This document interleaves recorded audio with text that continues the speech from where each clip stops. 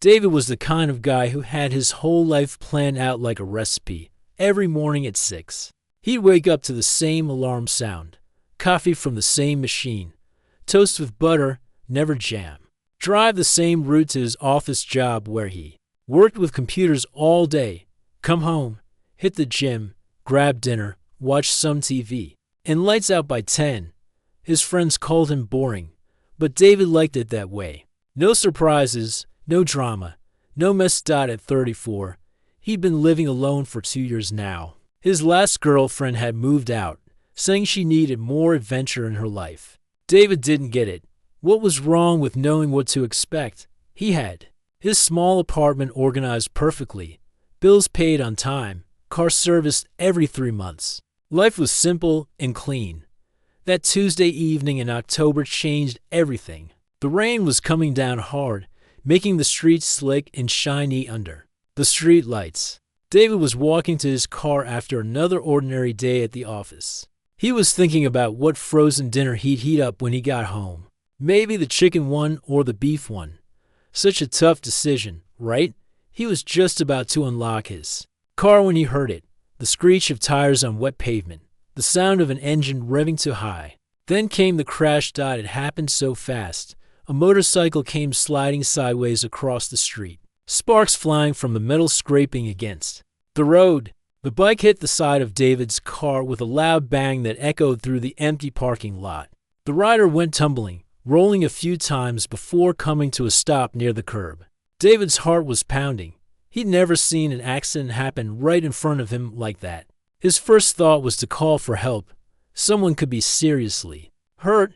He dropped his briefcase and ran toward the fallen rider. "Are you okay? Don't move. I'm calling an ambulance," he said, pulling out his phone. But the rider was already getting up. She yanked off her helmet, and David stopped in his tracks. Wild brown curls spilled out everywhere, framing a face that was more annoyed than hurt. She had bright green eyes that seemed to sparkle even in the dim light.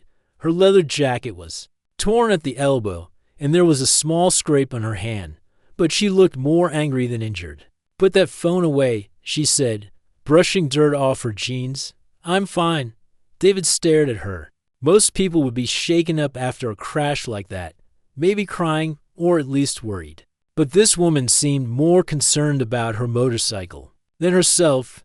She walked over to her bike, which was lying on its side with the engine still running. "Come on, baby, please be okay," she whispered to it like it was a pet. She lifted it up with surprising strength and checked it over carefully. There was a big scratch along the side and the mirror was cracked. "No, no, no," she said, running her finger along the scratch. "This is going to cost a fortune to fix." David looked at his own car. There was a decent-sized dent in the door and some scratches in the paint. But this woman seemed more upset about her bike than his car. "Look, we should probably exchange insurance information," David said, trying to be practical about the whole situation. She turned to face him, and that's when she said the most ridiculous thing he'd ever heard. "Your car jumped out of nowhere. I was driving perfectly fine until your car decided to be in my way." David blinked. "My car was parked. It's been sitting in the same spot for 9 hours. Well, it shouldn't have been there," she shot back, crossing her arms. David didn't know whether to laugh or be frustrated. Here was this woman who had just crashed into his parked car, and she was acting like it was his fault. Any normal person would apologize, check if everyone was okay, and start figuring out how to handle the situation. But not her. "I'm sorry, but you hit my car," David said slowly, like he was explaining something to a child. "With your motorcycle, while my car was parked." She rolled her eyes. "I know what happened. I was there." "Then you know it was an accident, but it was your fault." "Accidents don't have fault. They just happen." David felt his eye twitch. He'd never met someone so stubborn about something so obvious. But there was something about the way she stood there, completely confident in her crazy logic, that made him curious instead of angry. "What's your name?" he asked. "Riley," she said, sticking out her hand like they were meeting at a business lunch instead of at the scene of a crash. "And you are?" "David, the guy whose car you just hit."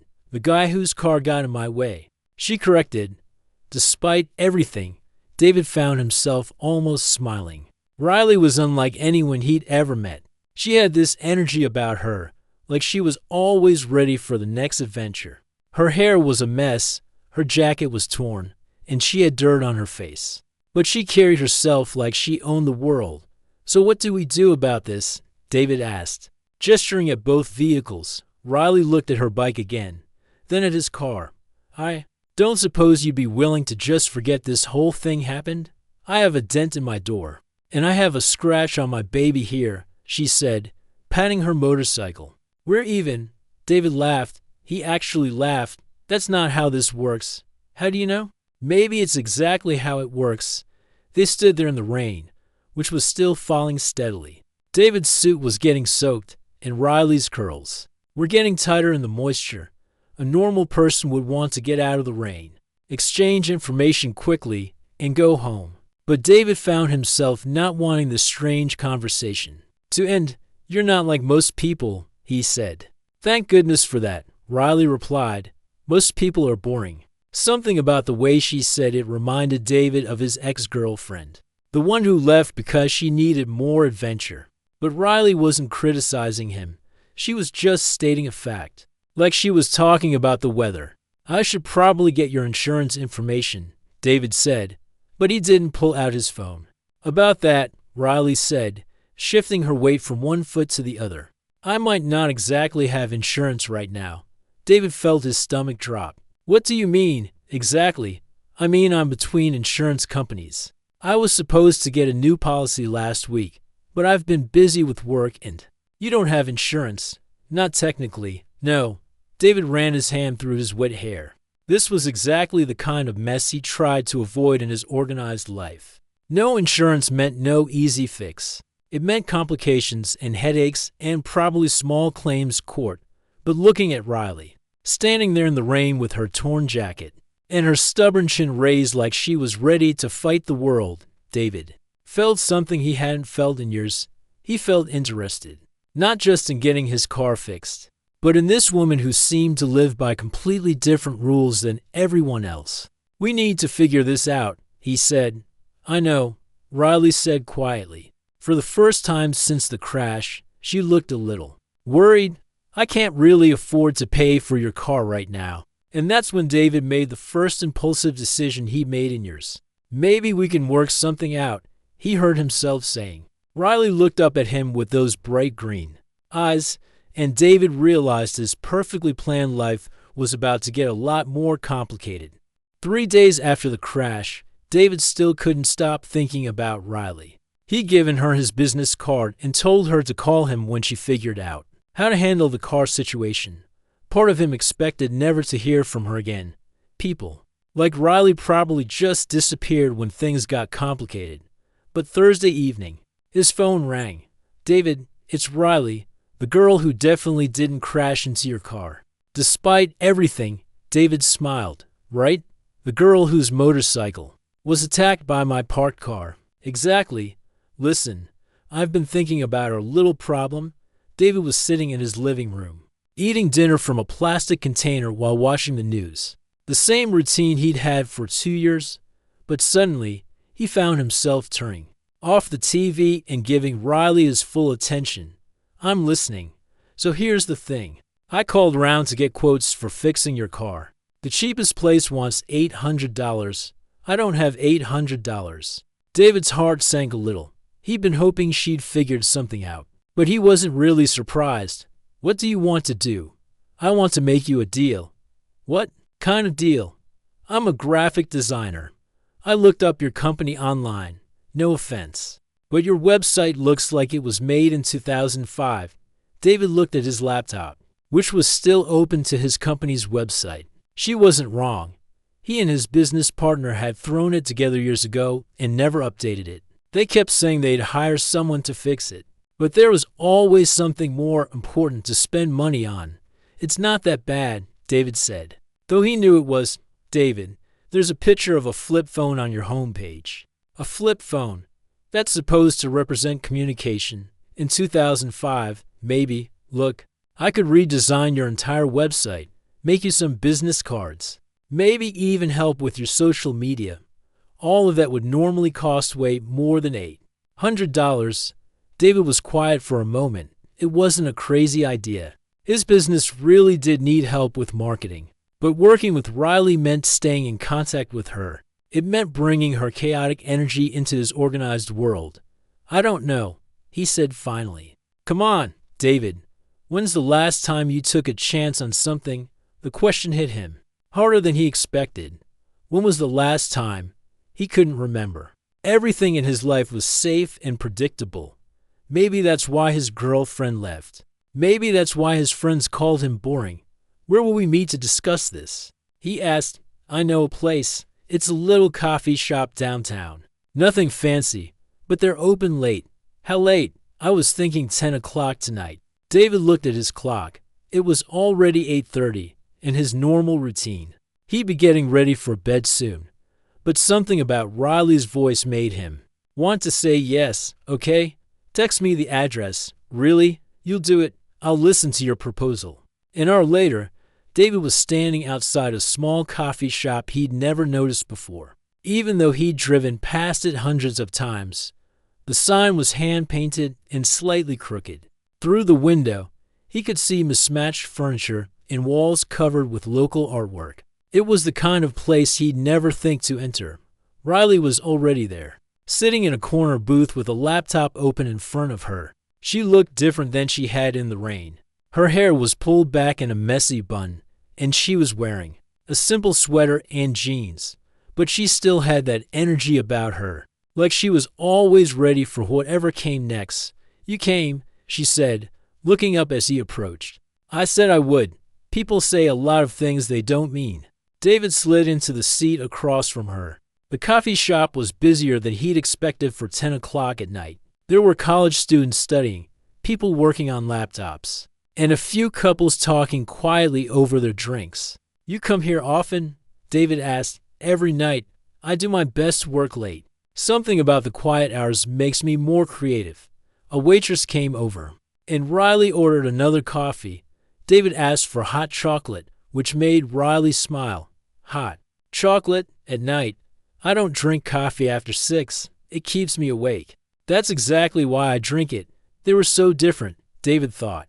Riley lived in a world he didn't understand, but maybe that was exactly what made her interesting. So show me what you're thinking, David said. Riley turned her laptop around. On the screen was a rough sketch of a website design. It was clean and modern, nothing like the cluttered mess his current site was. This is just a basic idea, she said, but see how much better this looks. David had to admit it was impressive. The design was professional, but not boring. It actually made his company look like something people would want to work with. How long would this take? He asked. 2 weeks, maybe 3. I work fast when I'm motivated. And you do all this for $800 worth of work. Riley looked a little embarrassed. Actually, I was hoping we could work out payments. I'm between jobs right now. Well, I have a job, but it's not great. What kind of job? I work at Danny's Diner. The 24 are placed on 5th Street. I take orders and serve coffee to people who can't sleep. David knew the place. He'd driven past it countless times but never stopped. It was the kind of place that looked busy at all hours, full of people whose lives didn't follow normal schedules. That doesn't sound so bad. It's not terrible, but it's not what I want to do forever. I want to build websites and design logos and help small businesses look professional. I went to school for this stuff. There was something in her voice that made David pay attention. Under all that confidence and stubbornness, Riley had dreams. She was working a job she didn't love to pay the bills while trying to build something better. What if we did this differently? David said.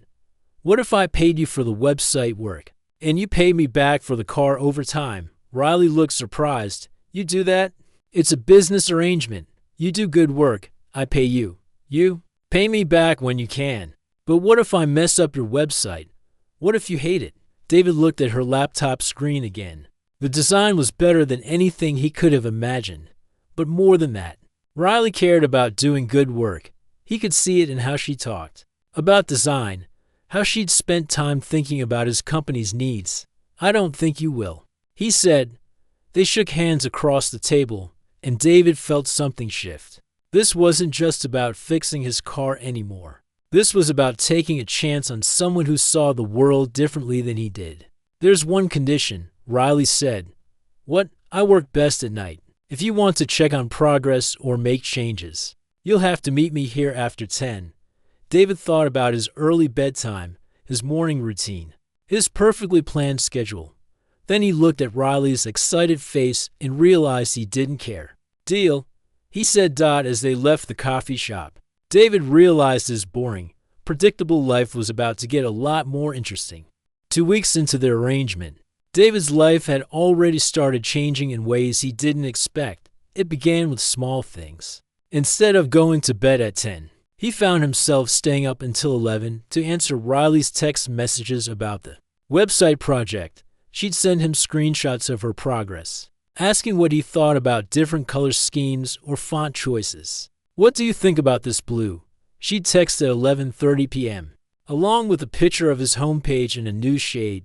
David would look at his phone, knowing he should be asleep, but instead finding himself typing back detailed responses about why he liked or didn't like each option.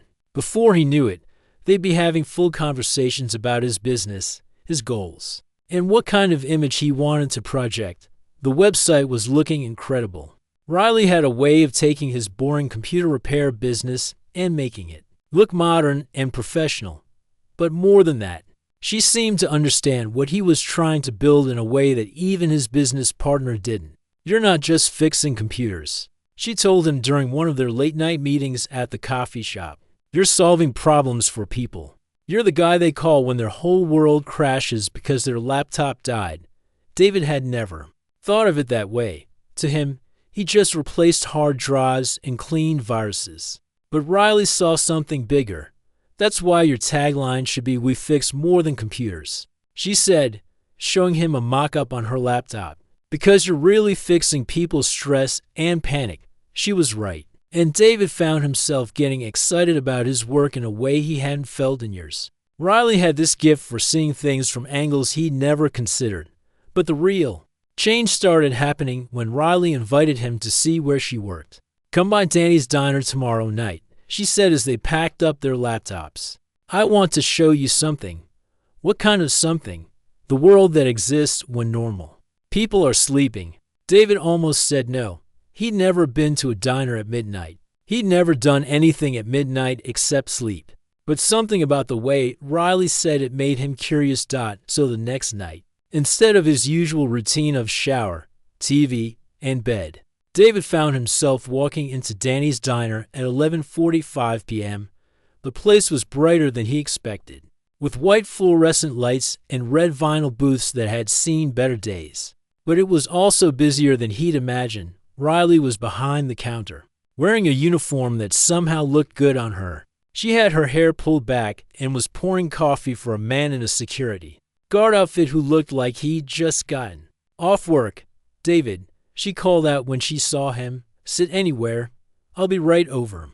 David chose a booth near the window and looked around. The other customers were interesting. There was a woman in scrubs who was probably a nurse, a guy with paint on his hands reading a book, and a couple who looked like they were on their way home from a night out. "First time in a place like this?" asked the man in the next booth. He was older, maybe 60, with kind eyes and a baseball cap. "Yeah," David admitted. "I'm usually asleep by now. I'm Frank. I come here every night after my shift at the factory. This place is like a second home." Riley appeared at David's table with a coffee pot. "Frank. Meet David." "David, Frank. Frank's been coming here for 15 years. 15 years? David asked. "Ever since my wife passed," Frank said simply. "I don't sleep well anymore, so I come here instead of sitting at home alone. Riley here knows exactly how I like my coffee, 2 sugars, no cream, and a piece of apple pie if we have it," Riley said, already pouring Frank's cup. David watched her work. She moved through the diner like she knew every customer's story. She refilled coffee without being asked, remembered how people liked their eggs, and had a joke or a kind word for everyone. She's special, that one, Frank said, nodding toward Riley. Most people just see a waitress. But she really cares about folks. When Riley finally had a break, she slid into the booth across from David. So what do you think? She asked. It's not what I expected. What did you expect? David thought about it. I guess I thought it would be sad. People who can't sleep, working weird hours. But it's not sad at all. That's because you're seeing it wrong. These aren't people who can't fit into the normal world. These are people who found their own world. Frank works days and comes here at night because he likes the company. Jenny over there is a nurse who saves lives during her shift. And this is where she comes to unwind. Tony in the corner is an artist who paints at night because that's when he feels most creative. Riley pointed to different people as she talked, and David began to see the diner differently. It wasn't a place for people who couldn't sleep. It was a community for people who chose to live differently, and you fit right in, David said. I never fit in anywhere growing up. I was always the weird kid who stayed up too late, who thought differently, who wanted to do things her own way. But here, being different is normal. Over the next hour, David met more of the late-night regulars. There was Carlos, who drove a taxi and told amazing stories about his passengers. There was Beth, who worked as a security guard at the hospital and was studying to be a nurse. There was Mike, who couldn't sleep since he got back from overseas and found peace in the diner's quiet activity. Each person had a story, and Riley knew all of them. She wasn't just serving coffee. She was part of a community that existed in the hours when most people were unconscious. I never knew any of this was happening, David said as they walked to their cars at 2 a.m. Most people don't. They think the world shuts down at night, but it doesn't. It just changes into something different. David drove home through empty streets, but now he saw them differently. The lights weren't just street lights anymore. They were signs of life continuing, of people working and living and creating while the rest of the world slept out. When he got home, David wasn't tired. He felt energized in a way he hadn't experienced in years. Instead of going straight to bed, he sat at his kitchen table and looked at the website Riley had been building for him. It was almost finished, and it was beautiful. But more than that, it represented something new. Riley wasn't just designing a website. She was helping him see his own business, his own life, in a completely different way. His phone buzzed with a text from Riley. Thanks for coming tonight. Most people think my world is weird. David typed back, I don't think it's weird. I think it's amazing. And for the first time in years, David meant every word. Riley's world was amazing, and somehow she was letting him be part of it. He finally went to bed at 3 a.m., but he wasn't worried about being tired the next day. He was thinking about when he could go back to the diner, back to Riley's world, back to this version of himself that stayed up late and saw magic in places he'd never noticed before. His perfectly planned life was becoming something he'd never expected, and he was starting to love it. His sleep schedule had completely flipped. He'd wake up around noon, work from home during the afternoon, and come alive when the sun went down. His friends thought he'd lost his mind. David, we haven't seen you in weeks, his friend Chris said when they met for lunch. You look tired all the time. I'm not tired.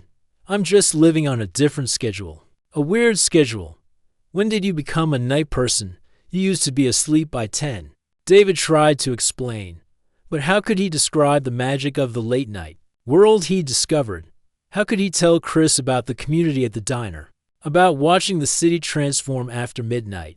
About feeling more awake and alive than he had in years? Riley's been a good influence on me, David said finally. The girl who crashed into your car? David, that was 3 months ago. How is she still in your life? That was a good question. The car was fixed.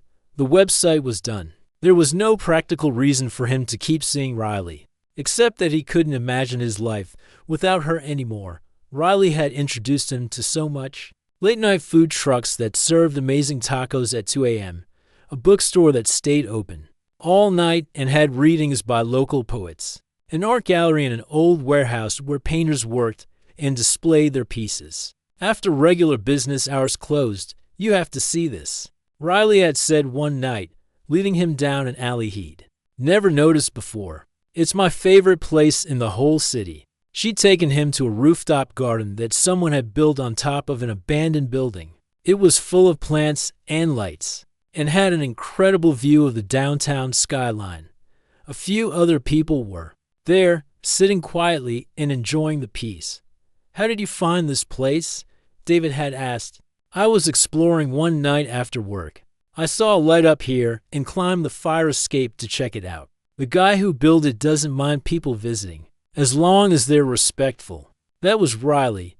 She found magic in places other people walked past without noticing. She turned the ordinary into something special.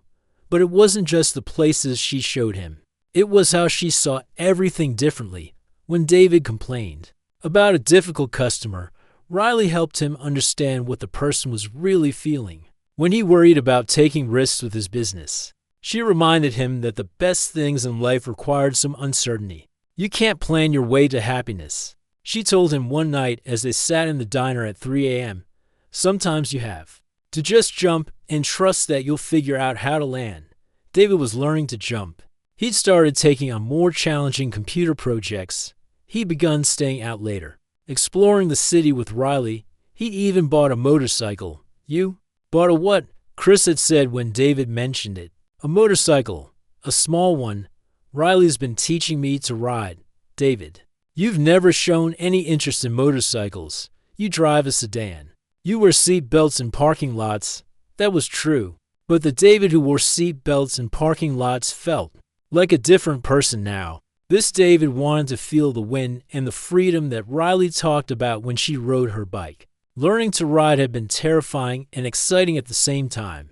Riley was a patient teacher, even though she couldn't help laughing when he stalled the engine for the 10th time in a row. "It's like dancing," she'd said. "You have to feel the rhythm of the machine." David had never been good at dancing either, but somehow, with Riley's encouragement, he figured it out. Now they rode together sometimes, taking late-night trips. Through empty highways outside the city, Riley would lead, and David would follow, both of them flying through the darkness with nothing but stars above them. His business partner started commenting on the changes too. "You seem different lately," Jerry said during one of their weekly meetings. "More creative, more willing to try new things." It was true. David had suggested they expand into website design, building on what he'd learned from watching Riley work. He proposed staying open later to help customers who worked during the day. He'd even designed new business cards that looked modern and professional. But with all these changes came problems David hadn't expected. He was tired during normal business hours. He missed family dinners and birthdays because he was sleeping. Or with Riley, his relationship with his old friends was getting strained. "I'm worried about you," his sister said when she called one evening. "Mom says you haven't been returning her calls." "I call her back, just at different times." "At 2 a.m., David, you called Mom at 2 a.m. last week." David realized he was losing touch with his daytime life. But every time he thought about going back to his old routine, the idea felt impossible. How could he give up the excitement and adventure Riley had brought into his world? The problem was that Riley's world came with Riley's problems too. She was unpredictable. Sometimes she'd cancel their plans without explanation. She'd disappear for days, then show up acting like nothing had happened. She talked about commitment like it was a disease. "I don't do serious relationships," she told him when he tried to define what they were to each other. "I like things the way they are." But David was falling in love, not just with Riley, but with the version of himself she'd helped him discover. The question was whether he could keep being this new person without her, or if he'd become completely dependent on her energy and enthusiasm. One night, as they sat on the rooftop garden, looking at the city lights, David realized he was at a crossroads. He could keep following Riley deeper into her world, losing more of his old life with each step, or he could try to find a balance between the person he'd been and the person he was becoming. "Riley," he said quietly, "what are we doing?" She looked at him with those bright green eyes that had started this whole adventure. "We're living, David. For the first time in your life, you're really living." And that was the problem. David had never felt more alive. but he wasn't sure if he was living his own life anymore or just borrowing hers. The answer came crashing down on a cold February morning. David had been up all night working on a project for a new client. It was the kind of complex job he never would have taken on before meeting Riley. But she convinced him he could handle anything. The problem was, he was exhausted. 3 months of sleeping for hours a night was catching up with him. He was on a video call with the client, trying to explain why their system wasn't working when it happened. The words started coming out wrong. His head felt fuzzy. The room began to spin a little. "Mr. David, are you feeling okay?" the client asked through the computer screen. "I'm fine, just..." David tried to focus, but his heart was beating too fast. His hands were shaking. He couldn't catch his breath. "I think we should reschedule this call," the client said, and the screen went black. David sat in his chair, trying to breathe normally. He'd never had a panic attack before, but he was pretty sure that's what just happened. His biggest client had just watched him fall apart on camera. When he finally felt steady enough to stand, David looked around his apartment. It was a mess, dirty dishes in the sink, clothes everywhere, bills piled up on the counter. When was the last time he'd cleaned? When was the last time he'd bought groceries or done laundry? His phone rang. It was Riley. "Hey, want to grab breakfast? I know this place that serves amazing pancakes at 8 a.m. "Riley, I can't. I just had a panic attack during a client meeting." "Oh, no. Are you okay?" "I don't know. I think I'm falling apart." "I'll come over." "No, don't. I need to figure this out." There was silence on the other end of the phone. "Okay," Riley said finally, "call me later." But David didn't call her later. For the first time in 3 months, he went to bed before midnight. He slept for 12 hours straight and woke up feeling like he'd been hit by a truck. That's when his phone rang with the call that changed everything. "David, this is Riley. I need to tell you something." "What's wrong? You sound different." "I got a job offer, a real one. A design company in Portland wants me to move there and work for them full-time." David felt his stomach drop. "Portland? That's 5 hours away." "I know. But David, this is what I've been working toward. It's a chance to do real design work, not just serving coffee and building websites for computer repair shops." "What about us?" Riley was quiet for a long moment. "What about us, David? We never defined what this was." I thought we were building something together. We were having fun together. But I can't stay in this city forever just to have fun." David sat down on his couch, still wearing the same clothes he'd had on during his panic attack. "When do you leave?" 2 weeks. After they hung up, David looked around his messy apartment again. Riley was leaving, and he was a mess. His business was suffering. His health was suffering. His relationships with his family and old friends were damaged. He'd thrown away his stable, organized life for someone who was about to walk away alike. It meant nothing. But over the next few days, as David tried to get his life back together, he realized something important. Yes, Riley was leaving. Yes, he made mistakes and taken things too far. But the changes she brought to his life weren't all bad. He'd learned to take risks. He discovered he was more creative than he'd thought. He found out that there was a whole world of interesting people he'd never bothered to meet. He'd bought a motorcycle and learned to ride it. He'd expanded his business and taken on bigger challenges. Maybe the problem wasn't that Riley had changed him. Maybe the problem was that he tried